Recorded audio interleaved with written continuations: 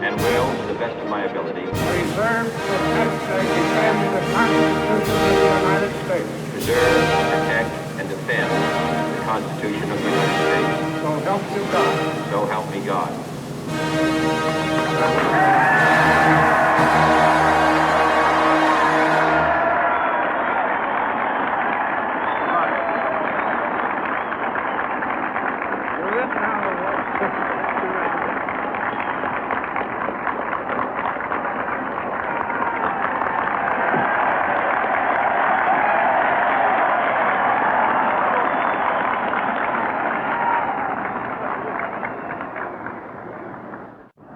Vice President Johnson, Mr. Speaker, Mr. Chief Justice, President Eisenhower, Vice President Nixon, President Truman, Reverend clergy, fellow citizens. We observe today not a victory of party, but a celebration of freedom, symbolizing an end as well as a beginning, signifying renewal as well as change.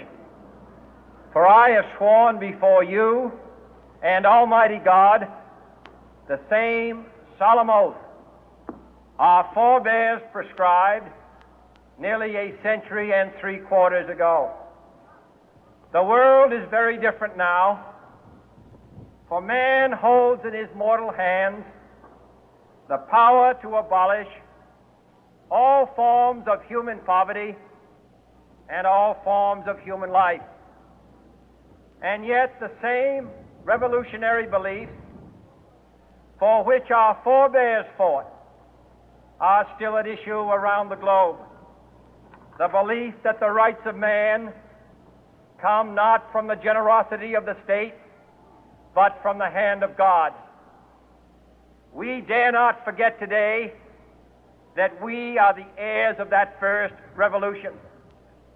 Let the word go forth from this time and place to friend and foe alike that the torch has been passed to a new generation of Americans born in this century, tempered by war, disciplined by a hard and bitter peace, proud of our ancient heritage, and unwilling to witness or permit the slow undoing of those human rights to which this nation has always been committed and to which we are committed today at home and around the world.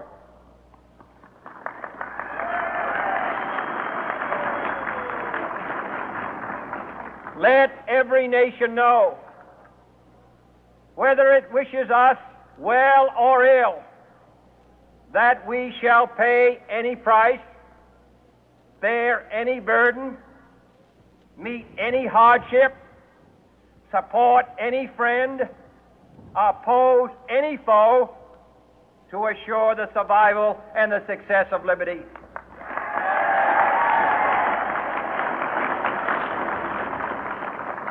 This much we pledge and more.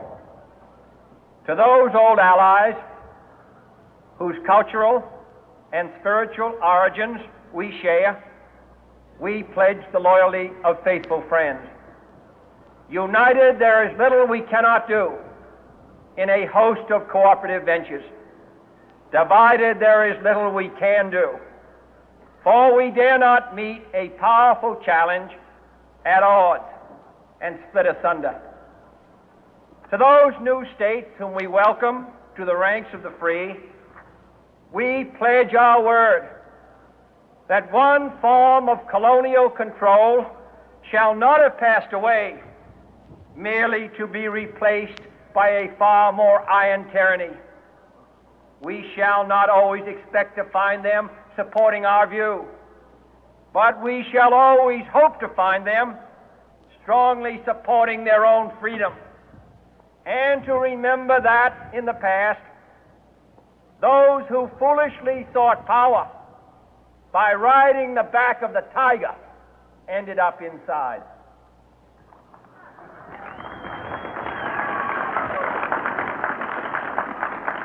To those people in the huts and villages of half the globe struggling to break the bonds of mass misery, we pledge our best efforts to help them help themselves for whatever period is required, not because the communists may be doing it, not because we seek their votes, but because it is right. If a free society cannot help the many who are poor, it cannot save the few who are rich.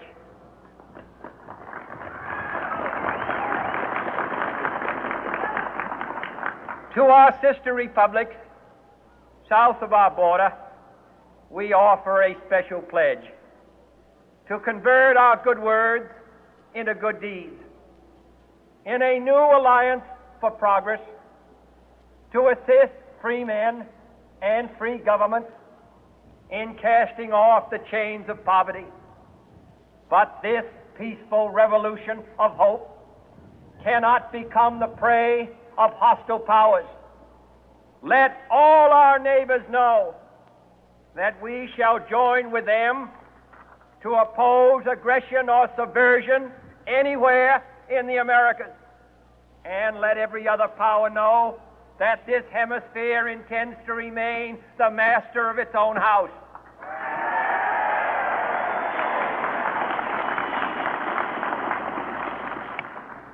To that World Assembly of Sovereign States, the United Nations, our last best hope, in an age where the instruments of war have far outpaced the instruments of peace, we renew our pledge of support to prevent it from becoming merely a forum for invective, to strengthen its shield of the new and the weak, and to enlarge the area in which its writ may run. Finally, to those nations who would make themselves our adversary, we offer not a pledge, but a request that both sides begin anew the quest for peace.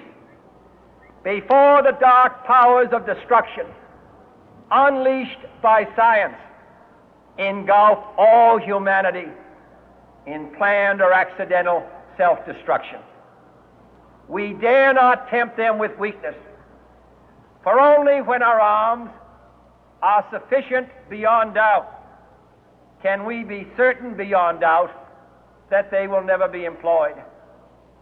But neither can two great and powerful groups of nations take comfort from our present course, both sides overburdened by the cost of modern weapons, both rightly alarmed by the steady spread of the deadly atom, yet both racing to alter that uncertain balance of terror that stays the hand of mankind's final war. So let us begin anew, remembering on both sides that civility is not a sign of weakness, and sincerity is always subject to proof. Let us never negotiate out of fear, but let us never fear to negotiate.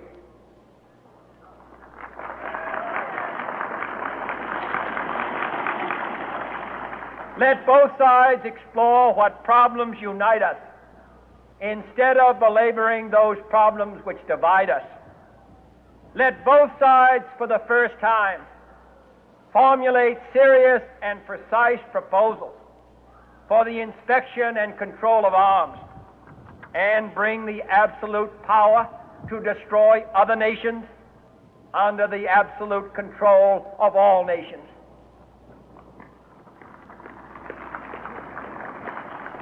Let both sides seek to invoke the wonders of science instead of its terrors. Together, let us explore the stars, conquer the deserts, eradicate disease, tap the ocean depths, and encourage the arts and commerce. Let both sides unite to heed in all corners of the earth the command of Isaiah to undo the heavy burden and let the oppressed go free.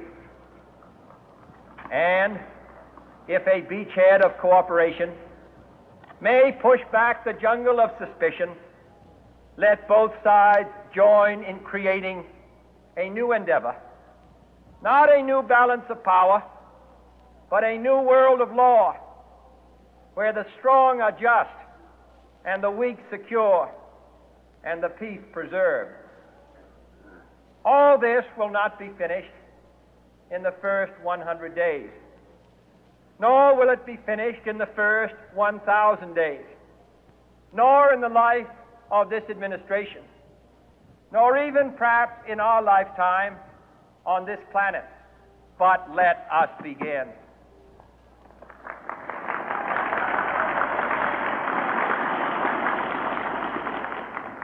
In your hands, my fellow citizens, more than mine, will rest the final success or failure of our course.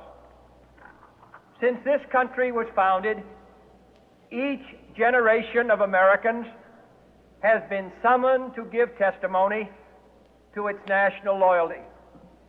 The graves of young Americans who answered the call to service surround the globe.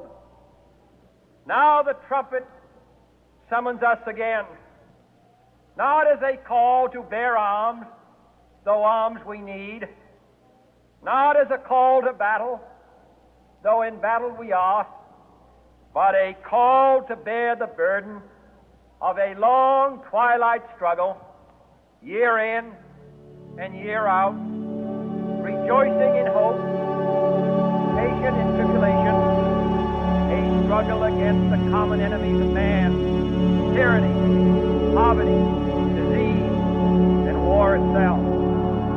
Can we forge against these enemies a grand and global alliance, north and south, east and west, that can assure a more fruitful life for all mankind? Will you join in that historic effort?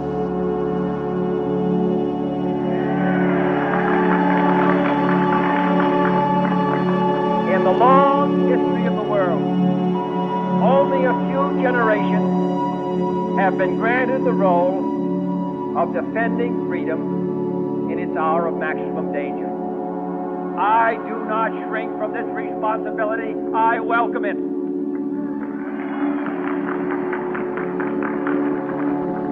I do not believe that any of us would exchange places with any other people or any other generation.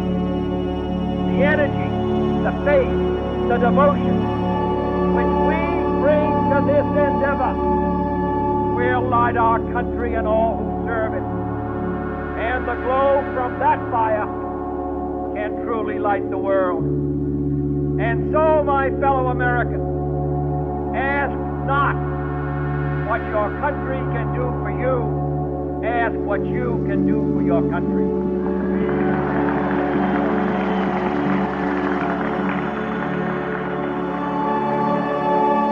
My fellow citizens of the world, ask not what America will do for you, but what together we can do for the freedom of man.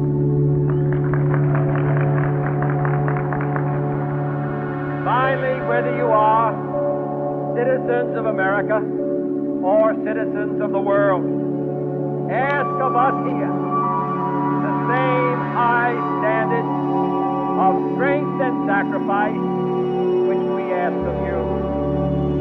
With a good conscience, our only sure reward, with history the final judge of our deeds, let us go forth to lead the land we love, asking His blessing and His help, but knowing that here on earth, God's work must truly be our own.